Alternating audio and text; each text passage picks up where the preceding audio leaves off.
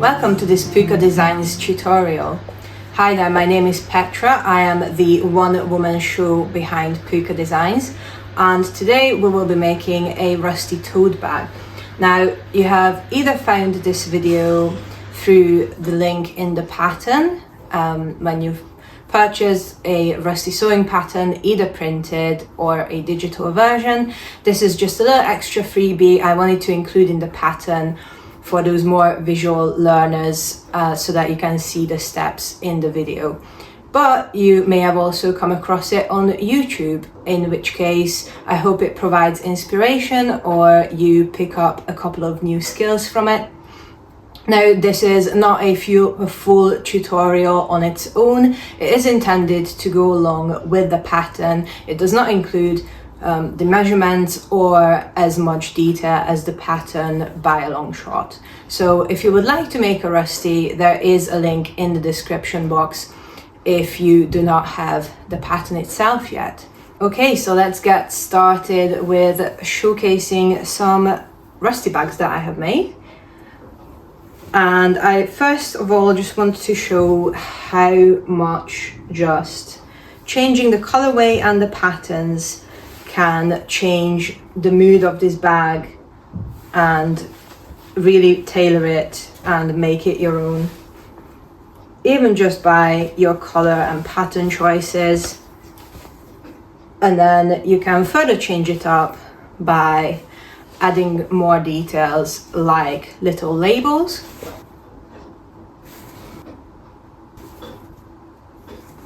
But of course you don't have to do that. Just the colorway alone that you choose can be reflective of your style and personality. And another way you can customize them is by changing up the quilting. So this is just quilted in a simple square pattern, or I've got a couple here quilted in a diamond pattern. This is my personal favorite,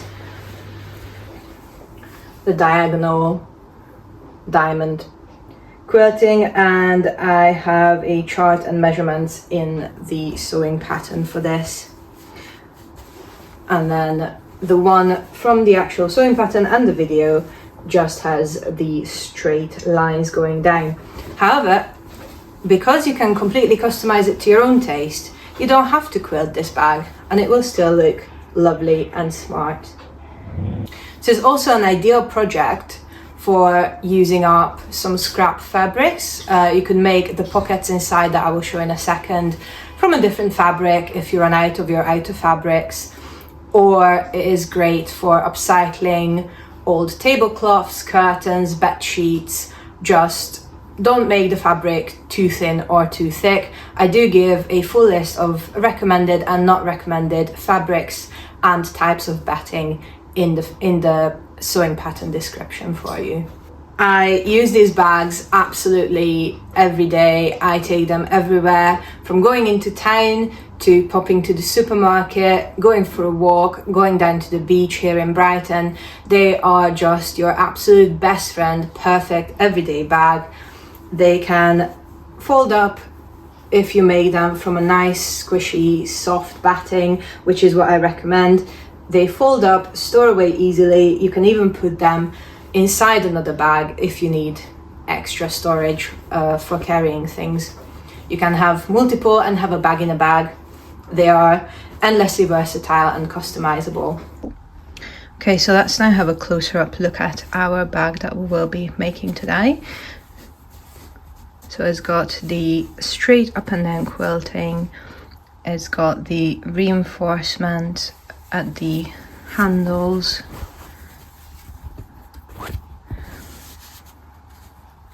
top stitching along the top edge of the bag, and also on either side of the handles themselves. Chosen to demonstrate, not demonstrate, just show off putting a label in the bottom edge of the bag for this one. And then on the inside we've got another little label optionally. You can also put one above the pocket here, and then we have the Velcro, nice large pocket, and this is a double layer of fabric so that it is a nice and sturdy pocket.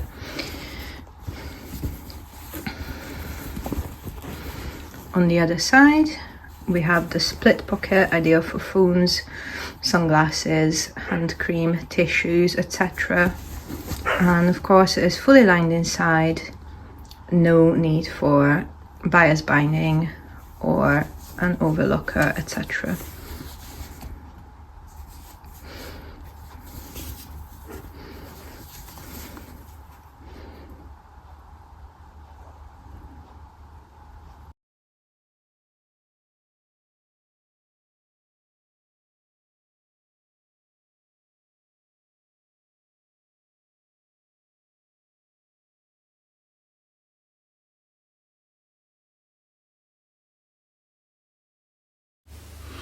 So let's start with going through all of our pieces that we will need. We will need our lining. This is the biggest piece. And then the handles. Realize I forgot to include it in the footage, but of course you will also need some batting.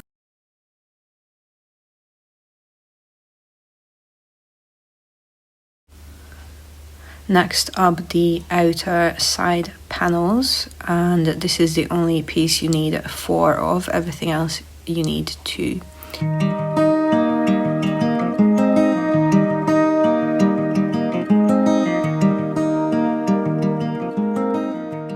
And then the outer center panels, and as you can see I am laying them out with a directional fabric going the correct way up. That is something you will need to pay attention to with directional fabric. And then from our fabric we have our 2 pocket pieces up last. For the pockets you can optionally add a Velcro or snap clips or even a button and buttonhole. And then of course for the handles we will use some iron-on interfacing to stabilize and strengthen them a little bit. And then of course you will need some cutting, measuring and pinning tools, and also some markers that you need to be absolutely sure can come out with air, water or heat. We will use an iron and ironing board and of course a sewing machine and matching or contrasting thread. Step 1, we will prepare our lining, outer side panels and pocket pieces.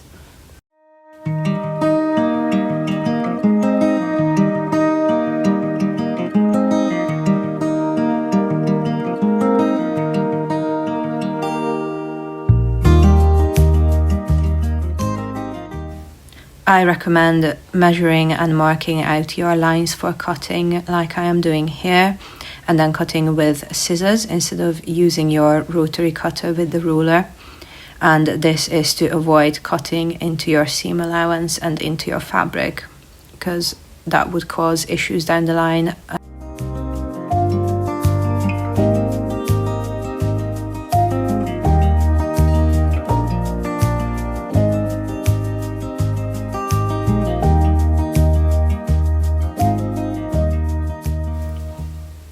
Just to repeat myself, be very careful to not cut through your marked lines and do not go into the rest of your fabric. You would want to use your sharpest, most precise scissors here.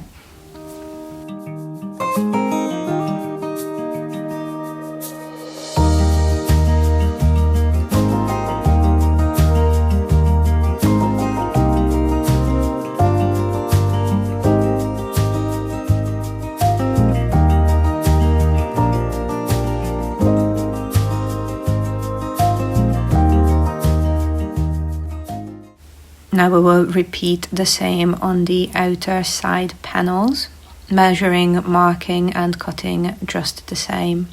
And remember, you will need to do this on 2 pairs.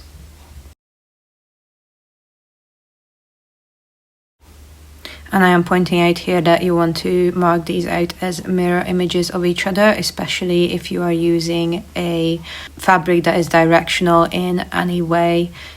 You don't want to have 2 cutouts on the same side. And then we will just cut them out quite carefully again.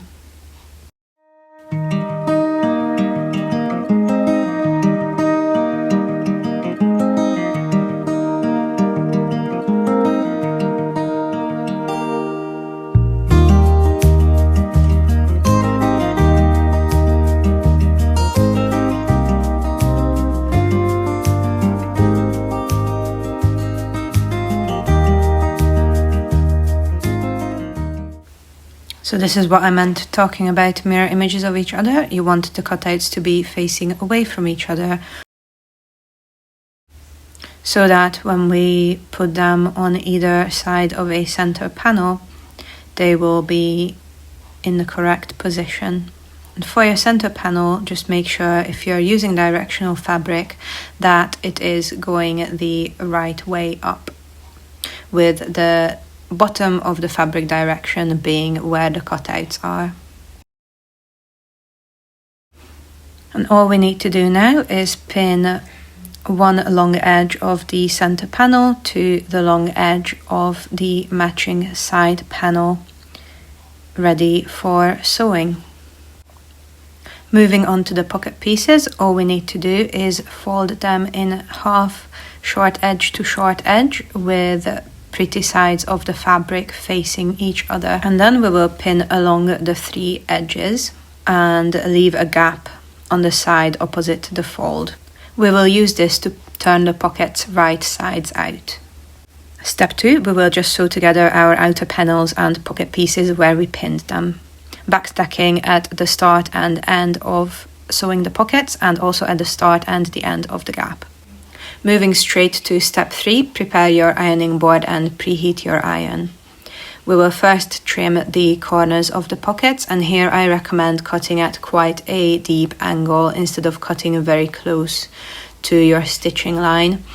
This way you won't risk your fabric coming apart and will get very nice sharp corners.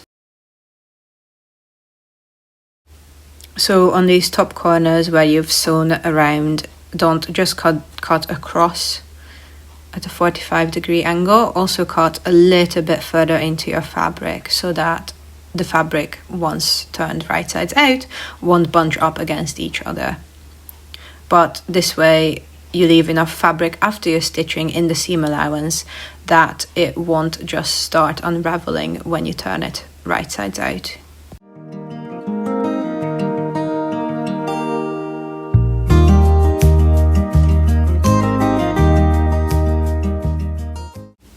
Now the pocket is ready to be turned right sides out and pressed, so you will just push it out through the gap that we left.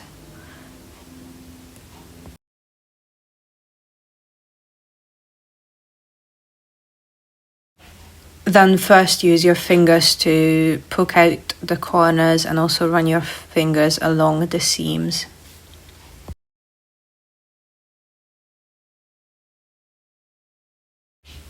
Then using a relatively pointy but not overly sharp tool, such as a dollar pencil or a knitting needle, poke out your corners carefully, making sure that you don't go through your fabric.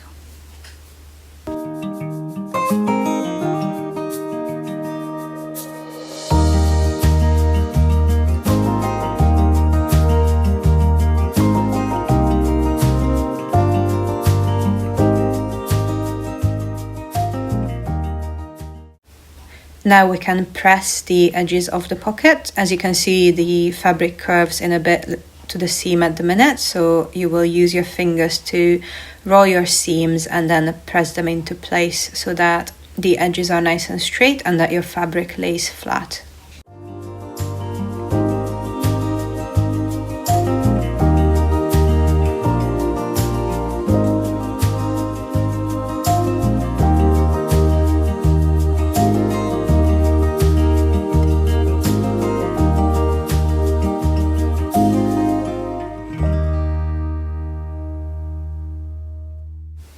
Once you get to the edge with the gap, first roll your seams and your corners just the same and iron those into place.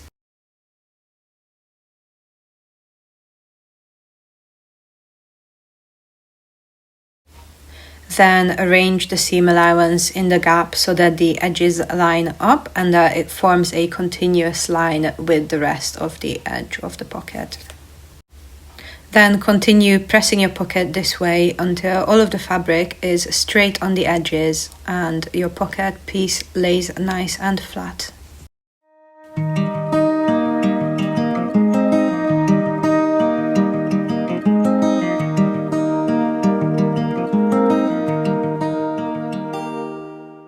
Then we will pin the gap and along that entire edge of the pocket to get it ready for top stitching.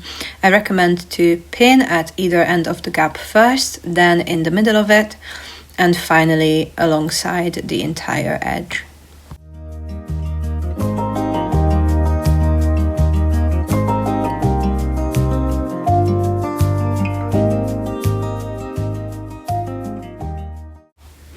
On the outer panels, now that we have sewn the center panel in between one side panel on each side with the cutouts facing away from the center, we will just press the seam allowance into the side panels.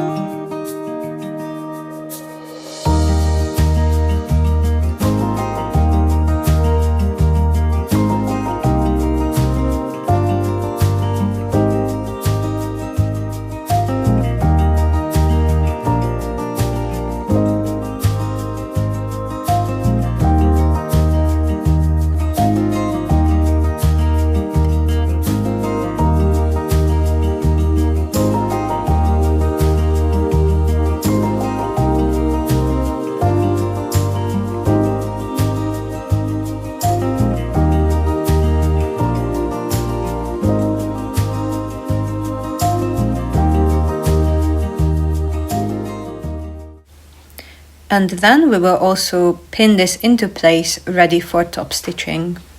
Finally, on the ironing board, we have our handles. If you are lazy like me and didn't iron your fabric in advance, you can do this now. Then we will simply fold the handle piece in half, long side to long side, with the wrong sides of the fabric facing, and press to create a crease in the center.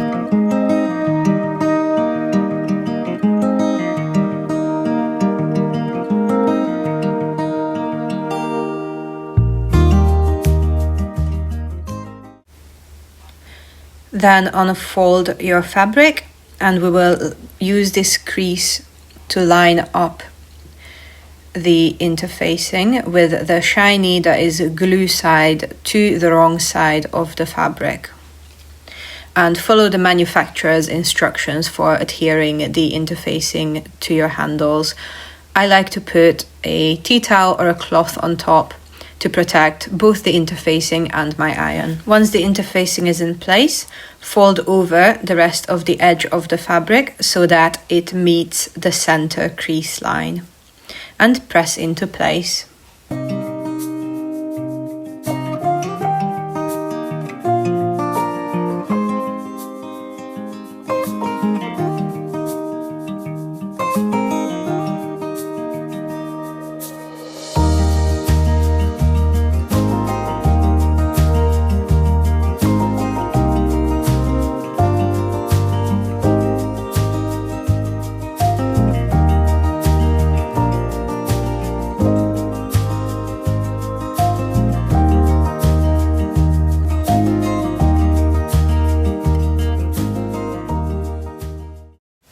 Repeat this step on the other side of the fabric, so folding and pressing the edge of your fabric so that it aligns with the center crease.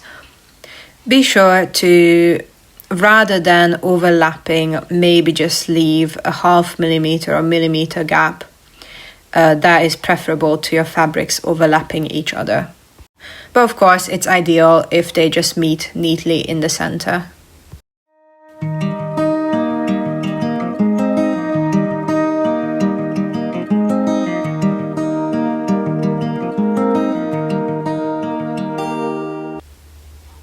Finally, we will fold the handle in half so that the two folded edges align as perfectly as possible, and give it a really good press so that it stays in place.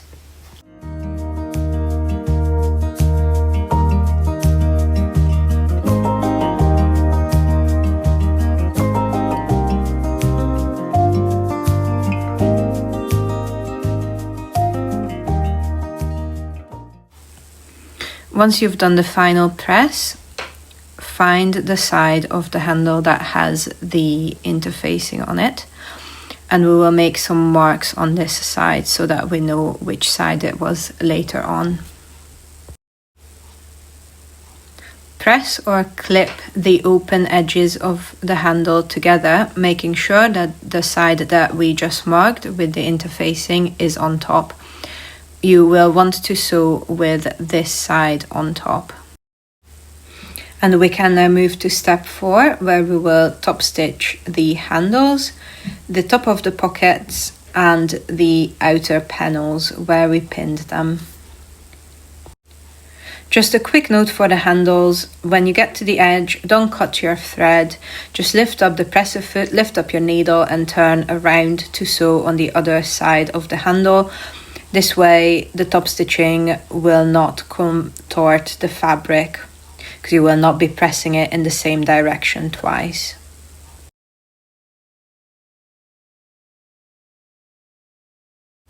In step 5, we will attach the pockets to the lining. If you would like to make a split pocket, measure out the center of one of your pockets and mark it with a line. Again, make sure that the marker tool that you use can be completely removed from the fabric.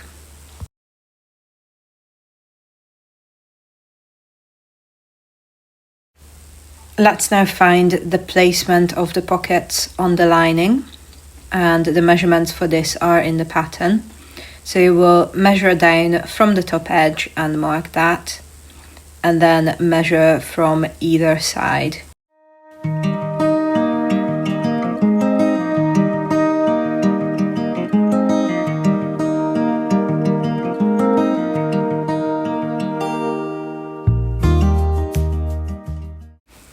This will create a perfect box for lining up your pocket.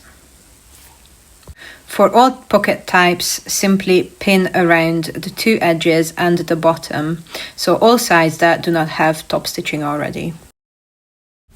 This is the optional part demonstrating how to add Velcro closure to your pockets. Find the center of your pocket piece and the Velcro, meaning to say this is on the top edge where the top stitching is.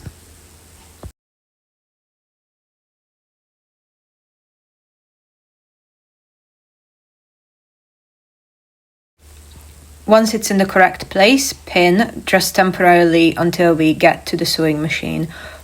Once we are at the sewing machine, remove the pin and realign your Velcro.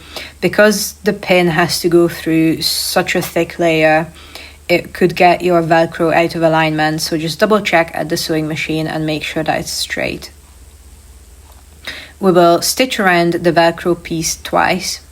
No need to backstitch at the beginning. Try to stay quite close to the edge of the Velcro.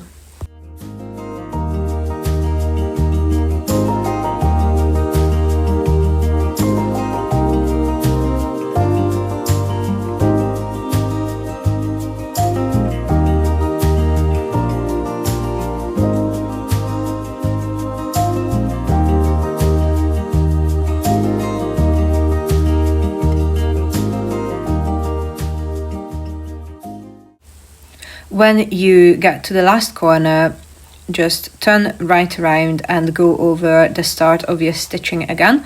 Go slow and precisely, and this way your stitches should align perfectly. We will just go all the way around again like we did the first time.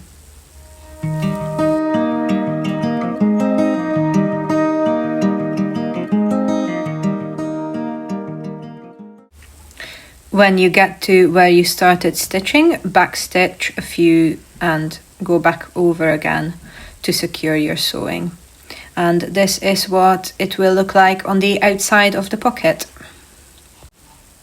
To find the correct placement of the other half of the Velcro that is going on your lining, align the pocket within the little box that we created with the Velcro attached to the side that is on the pocket.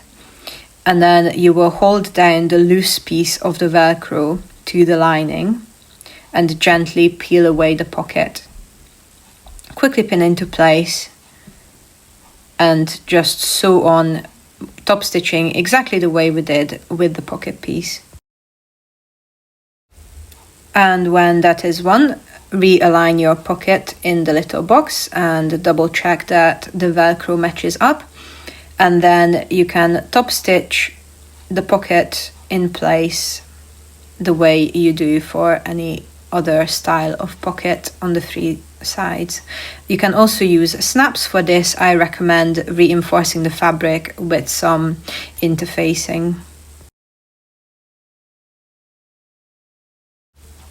With step 6, we are starting to get to the exciting bit. We can start quilting our outer panels. So I am demonstrating here quite a simple method of quilting in straight vertical lines. And for this, first of all, we will measure out our quilting placement. Do this before you put your fabric onto the batting, because it's easier to make clean, neat marks on a thinner fabric. Now, of course, you can quilt your bag however you want, and the pattern includes some other methods for quilting as well. It's got some diagrams, and I am showing here that for the vertical lines, you want to measure from the seam between the center and the side panels and not from the top stitching.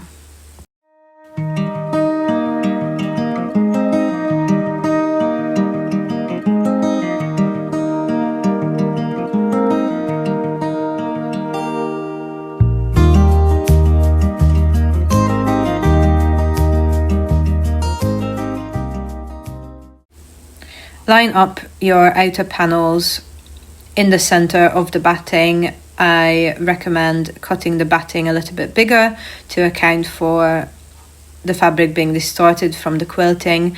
Now you can use adhesive batting, in which case you will need to follow the instructions of the batting itself, or you can use a basting spray if you prefer, but I just pin. And you can also stitch in the ditch here over the seam, again not over the top stitching but over the seam between the center and side panels. But if that scares you, you don't have to do that, just follow the quilting lines that we marked.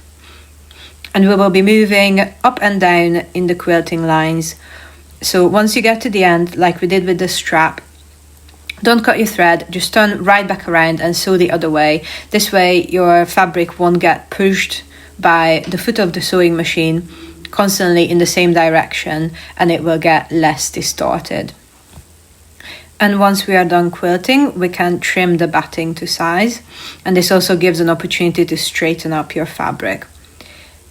Start with the corners, because this way you can get a decent size of batting out of it that you could use for another project. Don't throw this away. And again, use scissors here so that you don't cut into your fabric. For the edges, you can just use a rotary cutter and a ruler if that is easier. But equally, you can use scissors for the edges as well. Like I said, this is also an opportunity to straighten up the edges of your fabric if it did get distorted a little bit from the quilting. But you should only cut off teeny tiny slivers, because if you cut off too much, it will start to alter the dimensions of your bag and things will not line up. So that is why I recommend being careful with the quilting, so that you are not pushing your fabric in the same direction, so that you have an absolutely minimal amount to cut off at this stage and you can work precisely. If you wanted to add a label to the outside of your bag, this is the time to do it after quilting and before assembling. Step 7, we are at our penultimate step, assembly. First of all, we will attach the handles to the outer pieces and baste them into place. For this, you will need to measure the seam allowance on the handles as well as on the outer panels and line these up. The measurements for this are in the pattern description.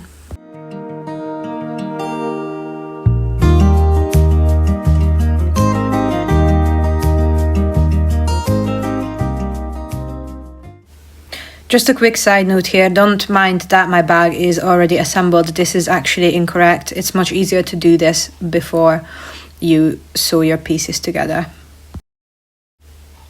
So we are going to line up the markings on the handles with the mark on the bag, and you need to take care here that the side of the handle that we marked much earlier on is up facing you, and also take care that your handles are not twisted. Having the side of the handle with the interfacing facing up at this time means that when you are holding the handles of your bag, this side will be on the bottom and your strap will have an easier time curling over in that way.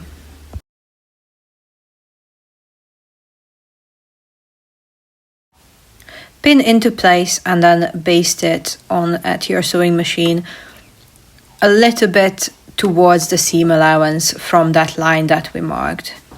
Next, we will attach the outer panel and the lining pieces on the 3 sides, and on your lining you want to leave a gap either on the bottom or on one of the sides, big enough so that you can turn your bag the right way out over this. Just a quick tip, if you use a higher loft or a thicker batting, you can cut the seam allowance only of the batting, not your fabric.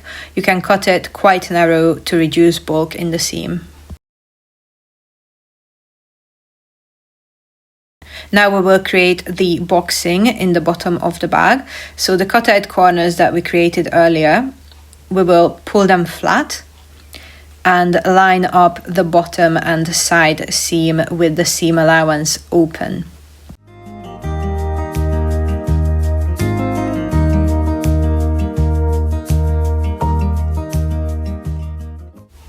Pin or clip into place once you get the 2 seams to line up perfectly, and ensure that your seam is laying flat on either side.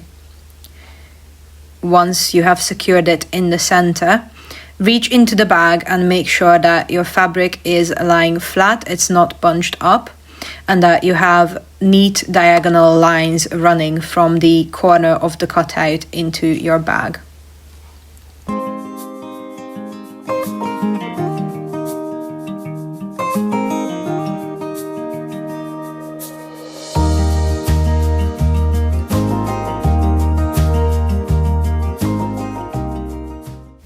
This is how you want it to look, all symmetrical and neat, and that includes your fabric laying just as neatly on the inside as well.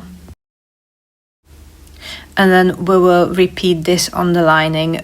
We will have a much easier job here because it's just one layer of fabric, but do be sure to take care and be precise. You want to see those nice straight neat diagonal lines here as well, and you want to line up your side and bottom seams just the same and open the seam allowance flat.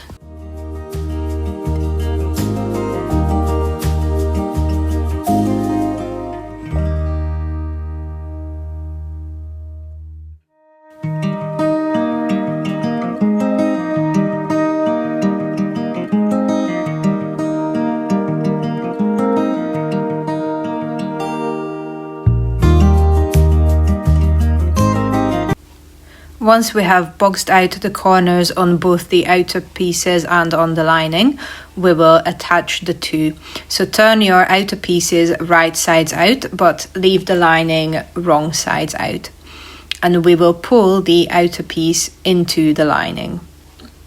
You will possibly have to wrestle it a little bit like I did here, but ultimately they want to line up, and you want to make sure to align the side seams with each other. You can also mark the center of each piece and align that too. Once everything is in place, like I said, line up your side seams, and once again, like we did at the boxing, open up the seam allowance so that it lays flat. And you can clip or pin this into place. If you are pinning, make sure that you are doing this from the inside, that is from the batting side of the outer panel.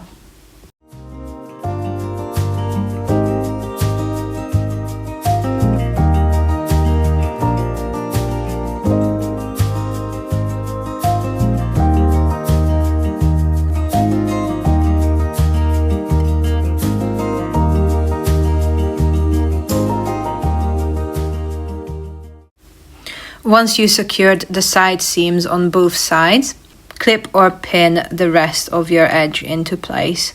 I recommend marking the center of both the lining and the outer pieces, and this way you can line up the side seams and then the center marks and then the bits in between. This way your fabric will be evenly distributed and should align perfectly. At the sewing machine, you want to make sure that your bag curls up and not around the free arm of your sewing machine. So the bag will be curling up and you will be sewing on the inside curve. Just mind your hand with the pins, be very careful. Very exciting time. We can now turn our bag out through the little gap in the lining. Be relatively gentle with your gap here. You don't want to put too much strain on your stitching. So just grab a good handful of the outer panel of your bag and start pulling it, easing it through the gap. Pull through the outer panels first with the handles and finally turn the lining the right side out as well.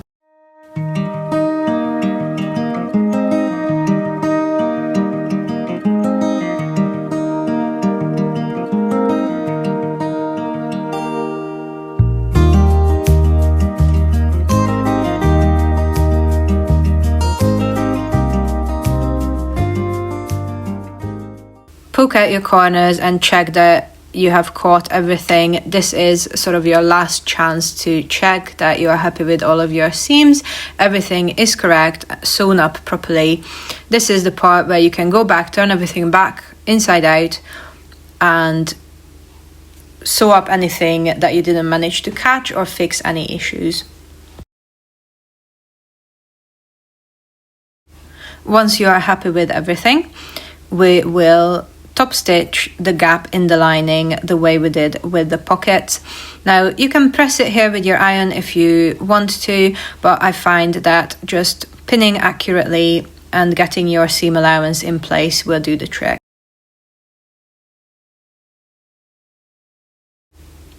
We can now put the lining inside the bag. Push your corners in place and really smooth them into the corners of the outside panel. And you can also grab your bag by the handles here and give it a few good shakes, and that really helps everything go into place. We have made it to the final step. Just some top stitching to do now and your rusty bag is completed.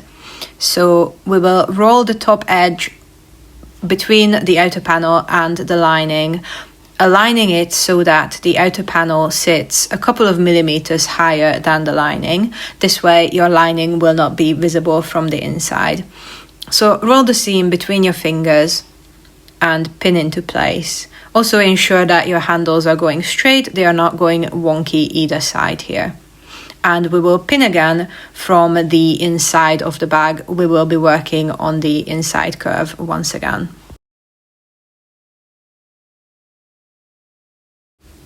Once again, you want your bag to be curving up and not around the free arm of your machine, and we will be sewing on the inner curve. And you also want to lay your handles flat. You don't want to accidentally sew your handle to your bag where you don't want it to be. Okay, we are on to the very final stage. We will reinforce the handles so that all of the weight of the bag will not just be hanging from our seam. For this, the easiest way is to draw a little box and sew around this, but I will also include a clip of putting a cross inside this box. I wanted to leave in this clip for the sake of the continuity of the video, but this is a case of do as I say, not as I do. So you want to be starting on the left hand side of your box, taking a couple of top stitching length stitches and then back tacking to secure it. If you start on the left, unlike I am doing here, you will have a much easier time pivoting at the corner because you won't have to wrestle your bag under the throat of your sewing machine. I included a clip after this from when I was making a different rusty bag where I did a much better job, and it also shows how I make the cross inside the box. So starting on the left hand side here correctly, if you were only to make a little box, you would back tack there at the beginning, pivot, make sure that you are not catching the ends of your thread, sew along the bottom, pivot again, much easier to turn it around this way, and then you would back tack here once more and you would be done. But let's see how to create a little cross inside our box.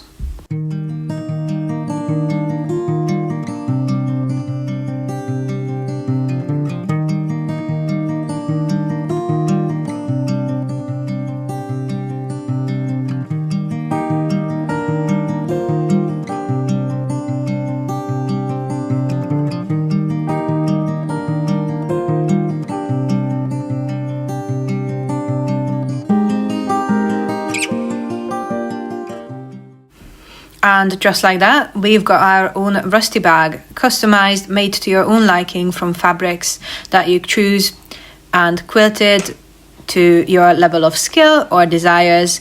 I hope you found this useful or helpful. If you did, please give it a like and subscribe if you would like to see more tutorials like this.